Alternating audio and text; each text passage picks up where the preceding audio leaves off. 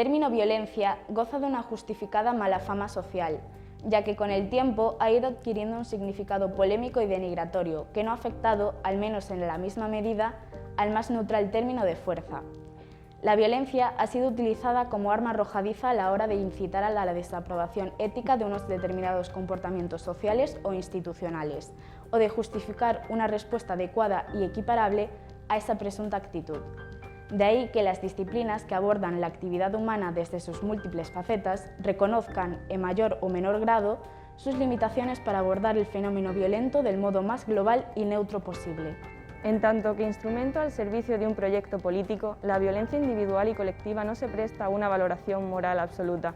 Ha sido tanto fundadora de la libertad como instrumento de tiranía.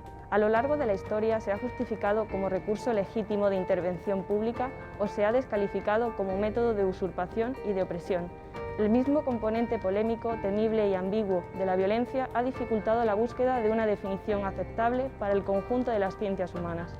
La palabra violencia se deriva del latín vis, fuerza, vigor, potencia, y latus, participio pasado del verbo ferus, llevar o transportar.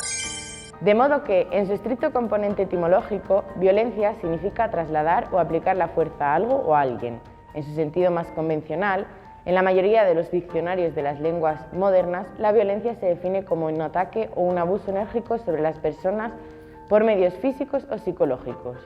A la luz de esta última descripción, podemos constatar que el acto violento encierra tres componentes operativos fundamentales: la aplicación o la amenaza de aplicación de una fuerza física intensa de forma deliberada con la intención de causar efectos sobre el receptor de la misma. Esta tríada conceptual, la intencionalidad del emisor, el tipo de fuerza aplicada y los resultados que la misma puede acarrear, nos permitiría establecer una amplia gama de acciones o situaciones que merecerían el apelativo de violentas, desde el homicidio, la delincuencia común o la coacción paterna hasta la guerra civil o el terrorismo. Si ahondamos aún más en la esencia del problema, podemos extraer dos elementos definitorios de la violencia. En primer lugar, su carácter relacional. Como desarrollaremos más adelante, la violencia es un tipo peculiar de comunicación tendente a forzar la modificación de un comportamiento.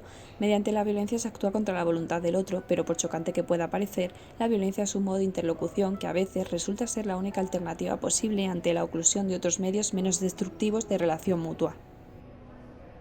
La violencia presenta una virtualidad transgresora de los derechos fundamentales de la persona. Es un ataque contra la integridad física y moral de alguien a quien se está vedando o limitando gravemente su capacidad de actuar con libertad.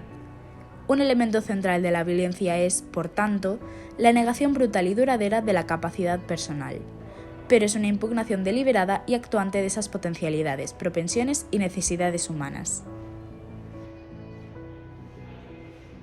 Cualquier violación de derechos, bajo formas de constricción cristalizadas en sistemas o estructuras tales como la discriminación, la segregación, el racismo, la xenofobia, la desigualdad de oportunidades, el subdesarrollo, la pobreza, etc., es decir, lo que podríamos definir como violencia institucional tranquila, según la terminología de Garber, o lo que Galtung califica de violencia estructural o inerte, caracterizada por el desfase que existe entre lo socialmente posible y la realidad del reparto del producto social, no debiera ser considerada en una investigación rigurosa como violencia stricto sensu, sino como causas estructurales que podrían compeler actuaciones conscientes y abiertas de esa naturaleza.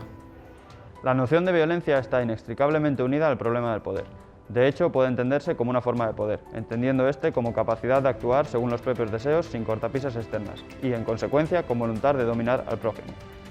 El poder, en genérico, también consiste en imponer la propia voluntad, pero existen medios muy a excepción: la capacidad de controlar o mandar sobre otros, ya señalada por Hobbes como motor del espíritu humano. Resulta un hecho central de la vida pública lo que supone reconocer que la actividad política, entendida como la formación, distribución y ejercicio del poder, tiene de un modo latente o explícito un componente de violencia difícil de soslayar.